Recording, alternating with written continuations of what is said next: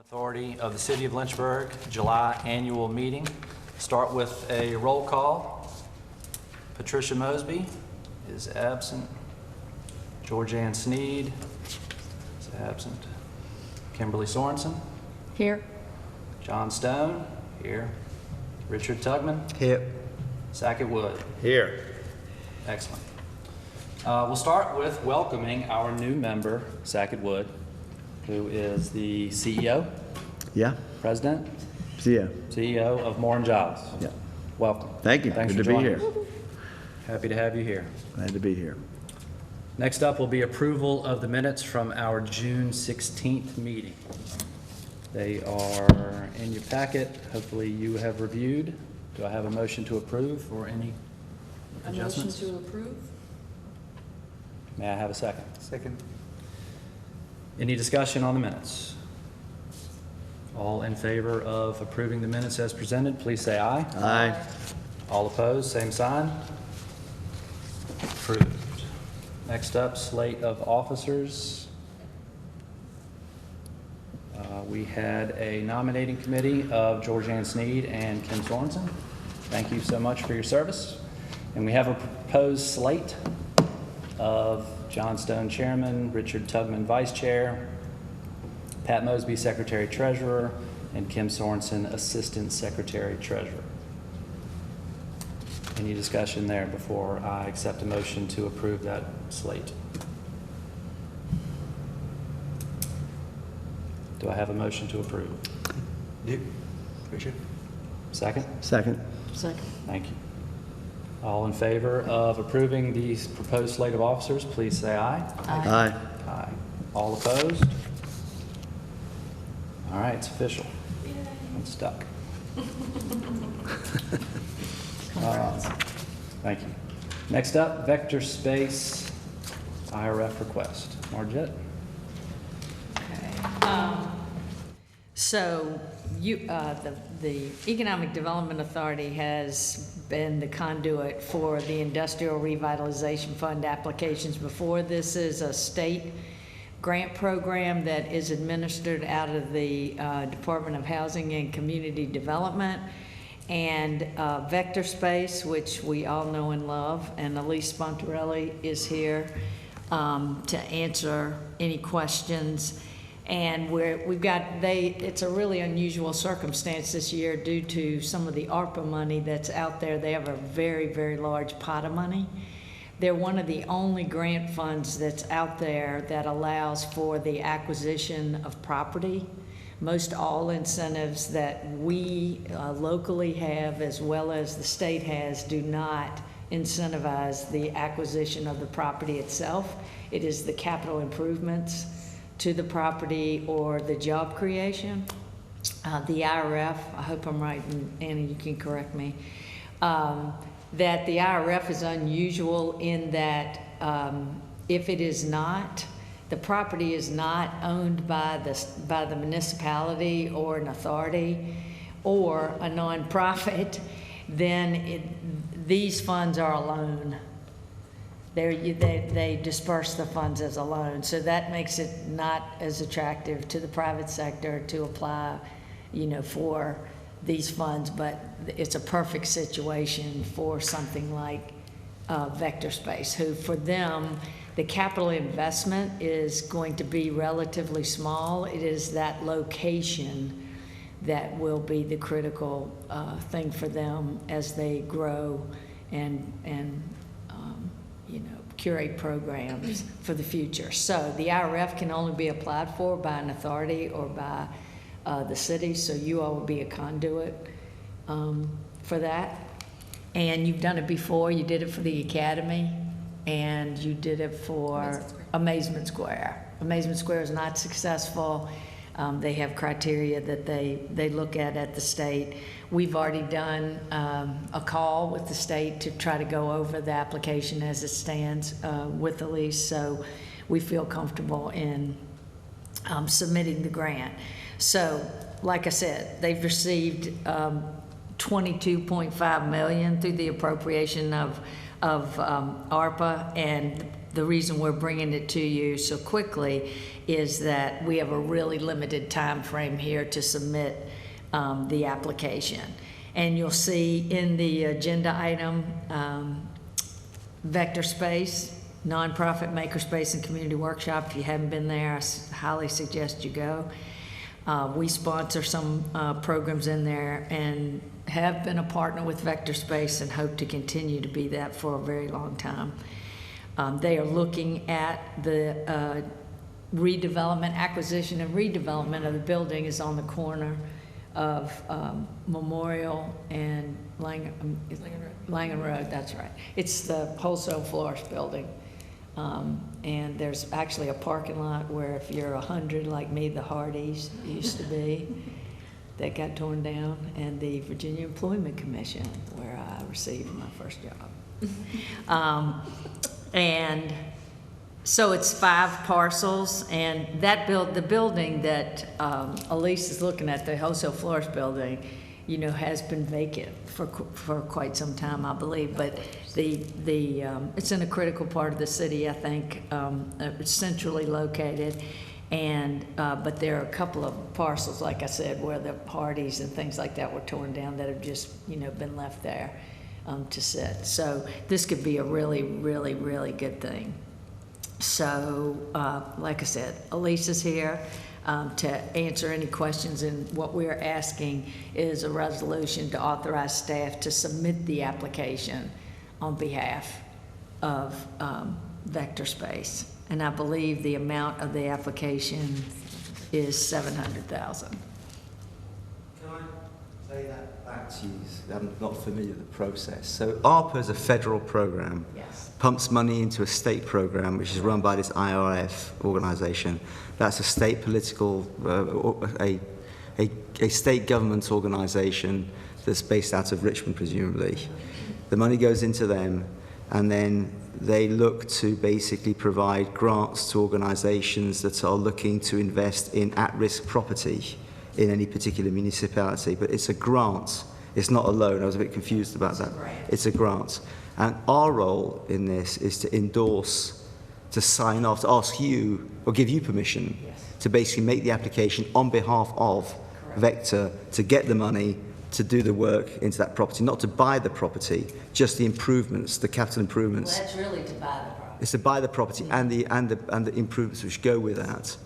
Okay, and then that's it. Basically, they get the money, they do the stuff, and then they carry on their mission. Correct. Fantastic. And if it's approved, the money goes straight to Vector Space. We're Yeah, not a it's middleman. really great. We've already, because you did when you did the academy before, it was a really wonderful arrangement, because DHCD, which again is the Department of Housing and Community Development, which is where this grant lives, will go directly, you know, to Vector Space. But we sign off. I mean, we're kind of overseeing the whole thing, but we act as a conduit. So if the authority and if the city is not on board with the project, right, that's what they're looking for from the state The side of locality it. has to submit the application. Yes. And I have not visited Vector Space, but I hear lots of good things about it. Actually, It's wonderful. It's one of my We'll retirement take you. plans is to go and basically do some of the 3D printing and all the other Right. stuff that you do. Yes. So there's no fiscal responsibility for us? Correct. I would just say typically this program is funded at about $1.5 million a year. So their maximum awards are in the range of $500,000 to $600,000 typically.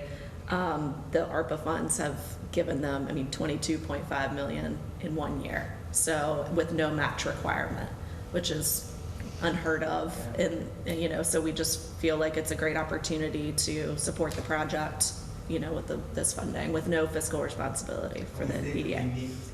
Criteria that we have a good Yes. chance of success here. Yes. That's one of the reasons why we did the call with them ahead of time, is just to go over and make sure that it would be, we don't know what applications they'll get in, but I will say that with a lot of these programs that are out there, if you have something like the ARPA funding, it's really difficult for a municipality or even somebody in the nonprofit or private sector to be ready to go in order to submit an application. That's what you struggle with. I mean, the 3 of us have met numerous times to try to think about IRF projects for the city, but we don't have plans in place. We don't have a lot of things that we would need to turn around really quickly to do this. So I think Elise has already received and just recently received, congratulations again, a Go Virginia grant for $300,000.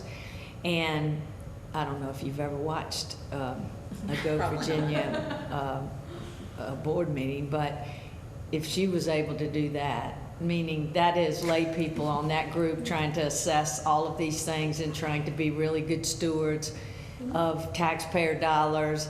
And what I'm saying about that is they really look for, at the state level, job creation is everything to them. And in her world, she is creating the people that will, and the training that will create the jobs or the entrepreneurs and all that.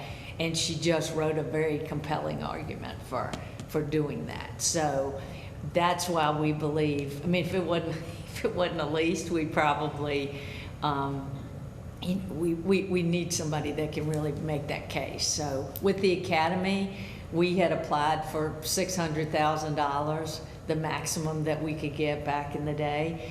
And one of the reasons that their application didn't score as high is because the number of jobs that were, going to be created there. So they always look at that, but I just think, I mean, there won't be jobs if people aren't trained. And that's exactly what she continues to bring to the table. And it's very, as you can imagine, you go out with your toolkit of how you help the private sector and you say, well, we've got this grant, but you can't use it for anything but capital investment.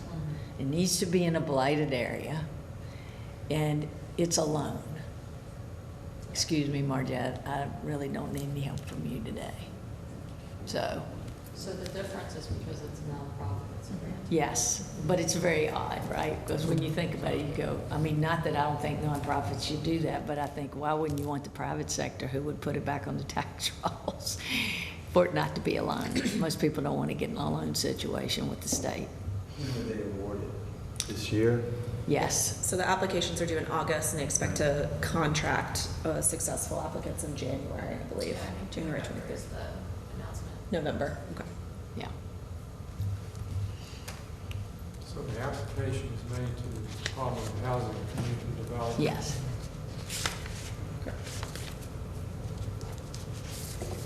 Y'all have any questions for Elise? I just have one. How much more space will you have in the new building? It will double our space. We have 12,000 now, and that space is 23,000 square feet. And that space is workshop space mostly? Yeah, the nice thing about the building is it's sort of a strange setup already, which is good for us. We're a strange setup. But there's warehouse and industrial space and also clean office space. So it fits what we do both on the 3D printers and laser cutters and entrepreneurial, and then also the trades, and having that workshop space. So it's a building that I don't think is going to be super attractive to a lot of other folks, but works really well for us. In terms of staffing, how many staff do you have? How many staff? Staff, do we have? We have 2 staff right now, and then a position, a third position that is available. And the rest of it's volunteers that help with that? Yeah, I mean, we have a group of contractors that teach classes as well. Okay. They're not staff. We contract with them. Okay, thank you. And you have a membership, right? We do. We have about 200 members that use the space. The location is kind of ideal too, because it's across from EC Glass, right? Yeah. So there may be partnerships with Lynchburg City Schools Yep. moving forward. Yeah. Writing program. Good. Well, sounds to me like exactly the kind of support we should be providing. I'm thankful that we can. So if there's no more discussion, I'll take, let's see, I need a motion to pass a resolution to authorize staff to submit an application on behalf of Vector Space. Happy to provide the motion. I second it. Thank you. Any more discussion before we take a vote? All in favor of said motion, please say aye. Aye. All opposed, same sign. It is passed. Good. Thank you, Elise. Thank you, Elise. Congrats. Good luck. Thank you. Best of Yeah, good luck. luck. Next up, Margette, is staff report. Okay, so you have the staff report. the staff report doesn't begin to reflect all the things that have gone on in our office. But just wanted to bring your attention to, tourism is under our office as well. I'm really excited about, we held our second stakeholder gathering for, stakeholders in the tourism space, and we've really gone through and curated that list to include a lot more folks in there to make them aware of what's going on in the city, and how we create that excitement about connecting the dots here, in terms of how many things are actually going on. So we had a group, we went to Liberty, to their conference center space, which is where the old, once again, I'm 100, Circuit City is. And we had a great turnout again. We probably had about 70 or 80 people turn out for that. We had a panel from the colleges. We had somebody from University of Lynchburg, Randolph, and Liberty talking about how you can interface with them, when they bring events, and what they have going on their campuses. So the hoteliers and the restaurants and the attractions, all of those folks want to know, how do we how do we collaborate with you? So that was a great event. We've told you before, we have 3 open positions. We have an administrative associate, a digital marketing coordinator, and an events operation coordinator. And we are pleased to announce that Clayton Copper, sitting right here, of special event fame, is moving in to be our economic development and tourism coordinator. So his job will be to keep all of us in the office running like clockwork. It is a big task because we all have differing styles and how that clock works. So thank you, Clayton, for taking on the challenge. That is us. Our Enterprise Zone annual report, I submitted, Anna submitted it because it goes into the DHCD interwebs. But we compiled all that information. That's always a delight to go back and look at it. So we have 2 enterprise zones in the city that we use all the time. So this year, 674,000 private commercial investments. That was the grant amounts to those in Zone 2, and they had invested 21.7 million, and 448 in Zone 46. So I can only have 7% of the city's total acreage in any one zone. Residential cannot take advantage of it, has to be at least 30% commercial. We have had a zone, the reason it's called Zone 2 is Lynchburg had the second zone ever in the Commonwealth of Virginia. That's how long ago it was. It's over 50 years old. It will come up for renewal in 2024. And Zone 46, we were the 46th. Our second zone was the 46th zone. And so $13.7 million in capital investments and 92, I'm reading the local redevelopment, sorry, I got off. 11.9 million in Zone 46. So really almost $33 million were invested, and over $1 million came back to the property owners for those investments. And I'd like to say that I went through the whole spiel just now on the enterprise zone. I'd like to say where those are all located, but I have spread them out as far and wide as I can go. I can only have 3 non-contiguous areas, so I can't just pick it up and put it down. I have to connect it in some kind of way. So I give props to our GIS department who sits with me to figure out, are there any properties that can't take advantage of this that we can pull out and substitute other properties, and that we've had it for a really, really long time. It hasn't been under this office during the life of it. It's been here maybe about 12 years, something like that. But we've really promoted it, and it is an absolutely wonderful program for redevelopment and development. We have gotten the preliminary findings back from Hunden, which we brought to you all. We were looking at the feasibility of a conference center space in the city. So we gave them some feedback on that, and their next step is to prepare, a full financial feasibility. What would it cost to do all this, and how are the ways that, there might be public-private funding and all of that. So they came and looked at the entire city to see where that might be feasible. I think I already said it to you all previously, but we were once again awarded an EPA Brownfield Grant. This is our third grant for $500,000. This grant can be used for assessments. It can be used for assessments and like conceptual drawings, like if you go in and it's similar to the IRF because only a municipality or an authority can apply for an EPA Brownfield Grant. So once we get the money, then we can take that and use it when a property needs an assessment. Like it needs it to sell it, but most people when they buy a property, they're not gonna buy it as is. They're gonna go do, if necessary, some sort of assessment on it. So I'm hoping that my next step, should I be here, would be remediation. If we did have a site that needed work, we would be able to go after remediation grants. Now, we currently go after not only these EPA Brownfields grants, but we partner those with the state Brownfield program. State Brownfield program has a little bit more flexibility and allows you to do some remediation there. So we have been working at Darrington.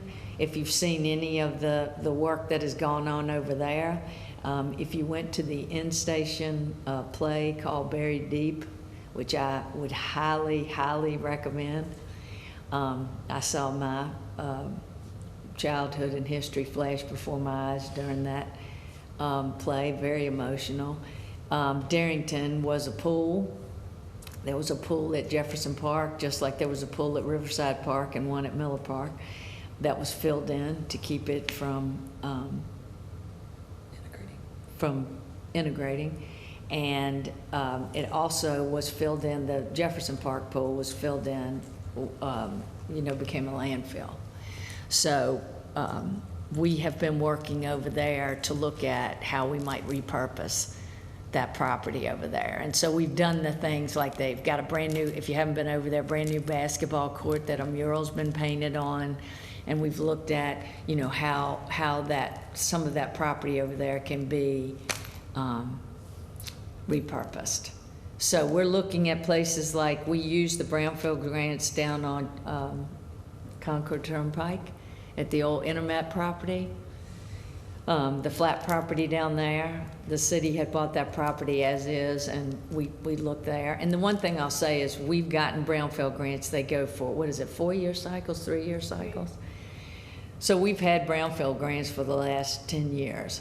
And everywhere we've gone, private sector and public sector, we never come back with terrible results. So a lot of properties look a lot worse than once you get in there and do the work they actually are. Like I did the last Brownfield grant, the co-working space that's now on the corner of Court and Fifth Street, that's been repurposed, that had old cars sitting in it for forever. That was somewhere where we did, we had to do a pretty decent, we had to do a phase 1 and then we had to do a phase 2 on that. But at the end of the day, it was nothing, that couldn't be done, couldn't be remediated pretty quickly. So now that's a beautiful and functioning space. Those are the kinds of things that the feds want to see and the state wants to see. How do we get these properties, back on the Harvey Cole site. I did the Harvey Cole site, and you would have thought as you ride by it every day that would probably be very tainted. It's not, right? It was very surface what went on there. So, yeah. So it's a great program, has limitations as to what we can use it for, but we do try to be proactive with it. If we see a property that really looks like it is in need of some love, we contact the owners and say, you know, would it be at all helpful to do, you know, a phase 1 or phase 2 in advance to help you market the property? Margette, I think you alluded to it. Is this Brownfield Grant exactly the same in structure as the one we just had the Yes. last couple of years? Yes, it is. It's assessments, and what it's helped me, what it's really, as if you've gotten into it, because it's so incredibly complicated, and Draper Aiden is our consultants that work with us on this, but some of the things that you can do are go to properties and be able to, you know, if you've done an assessment on them or done any of that, you can do conceptual drawings of what that property could be. You can also use some of the money to look at the structural soundness if there's a building there. So we have some incredible, we have an incredible report that they did on the graffiti building that's behind Intermet.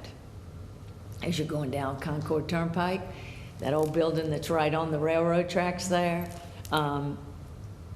that they just went in and did conceptual drawings of how that could look and compared it to some of the manufacturing spaces that have been transformed in Charlotte. I mean, it's incredible, like a mixed-use project with, you know, a restaurant on the bottom of it and all that, and the surprisingly, the integrity of the building is still pretty sound. So, but when people can see something looking different like that, it can go a long way to help you be able to market that building, and those reports can go a long way to have a developer become interested. So that is allowed, along with the assessments, you know, being able to promote the property after you've done those assessments, or help whoever the owner is promote that, is what that grant allows us to do as well. So. Helps with the visualization. Oh, absolutely. It's like HGTV. You can't, you gotta show it to them what it can look like. Yeah, absolutely. So, excited about that. So I would just say, you know, when you go to the Brownfields conference, everybody there knows Lynchburg. So it's pretty, you know, it's pretty impressive. We've had developers in this week looking at properties, and we also had 14 Virginia Economic Development partnership complete turnover of their staff, everybody on the staff. I texted Anna, I go, they're all 12. They were delightful though. They were fantastic. I went to dinner with them, you know, old curmudgeon, and I just fell in love with all of them. They're all really excited, and yeah, they followed me all over downtown, but they all came to look at the region again. So Megan took them out to see the Central Virginia Training Center and all that. So they're working projects. So VEDP has had a complete, you know, new president, all new staff coming in there, but really a great group. But we took them up to see the Pacific Light Building, the parts of that are vacant right now, because they're the ones that will dole out projects, you know, when they come through. And I think, you know, obviously because they're all new, they were very excited about downtown. I took them in the Virginia, and they all got their picture taken on the marble staircase. I took them in the Academy. It was 400 degrees outside. I took them up the Monument Terrace steps for a little exercise. So anyway, a lot of things going on. Do you all have, Anna? I think the only other thing was last month you all authorized us to be able to submit those applications to Virginia Tourism for the sports marketing program, and we received both applications for 2 events that we are partnering with Liberty to bring to the city. So now we can move forward with completing those bid packages that are due in the next couple weeks. So Yeah, because you can see how fast it goes, and once again, they got a big chunk of cash too. So that's why we wanted to move from the ARPA funds. So that's why we wanted to move on that, but we got both grants. So that's exciting. We've already met with Liberty this week. Andrew's already looking at those. So very, very exciting. I just want to compliment you on the tourism stakeholder meeting. Extremely well organized, exciting, and definitely a great tool to bring tourism together and discuss opportunities with the colleges. Well done. Thank you. Thank you. Okay. That's all I have. Excellent. Thank you so much. A quick question, is there any updates on, and I know I'm going to get the name wrong, but the old Tritech, they're moving out, is there anything? any Yeah, they updates? have not done a warn notice yet, Okay. Richard. They are still hiring people. We've had a conference call with the corporate office, and we have, Alicia and myself have worked with them for years when they were Tritech, and as KDC, Alicia's actually going to get up and go to a special meeting they're going to have with the group, with the local group here, because until that warn notice goes out, we really are at, there's not much that we can do other than, hope people know that they will have assistance. Some of these programs only work once you become a dislocated worker, the training programs. What we're hopeful of is that that for a lot of these folks, when that warn notice goes out, we will be set up and ready to go, to bring companies in that want to hire them, to have training things set up so that they can immediately, find out about all of that. Hopefully the company will we're at the mercy of the company to let us have it on site. Every indication has been that they would. But we also have Jubilee Family Center proximity there, pretty close to it. They look to be rolling completely out at the end of 23, December of 23, to take it down. I think what they're doing right now is trying to find capacity in other manufacturing facilities to disseminate the work that they have currently, but they've still got to sign up on the expressway, that they're hiring people. I believe the first warn notice will probably go out in January, is what we've been told. But I would think, if their factories get up and running and they have capacity, it might be before that. But that is, once again, as anybody knows that's from here, that's a very, very, very old site. Thank you. Right, so I want to have conversations with them about what their next steps are on the site itself. Because, I would imagine, given how long it's been there and what they do, that would be a brownfield. Thank you. Mm-hmm. And we'll keep you updated on all of that. I had a conversation this week to see if, we might just be able to work with the workforce development group and, start having events that we don't tag as being for KDC, but just so you can remind people, because what's going to happen is that when they get laid off, they get panicked and you don't get a shot at them again, right? I think for a lot of these people, if we did get a shot at them, we could get them in better positions. When the LSC shut down, we were able to place everybody that didn't want to retire. So I have been doing a round of business visits recently, and a lot of the folks that I've gone to talk with are just sitting and waiting for us to give them the word so they can interface. And a lot of them are doing it anyway. They find somebody who knows somebody and says, do you want to come here? Very exciting what some of the employers are doing now to try to attract people, really digging deep. And it's great, not only from a wage perspective, but how they're choosing to interface with folks. Really good. So, yeah, thanks for asking, Richard. Any other Okay. questions or comments? Agenda says no items for closed sessions. Is that still active? Yeah. All right. If there's nothing further, then we will adjourn this meeting and move on to our next. Thank you. Thank you.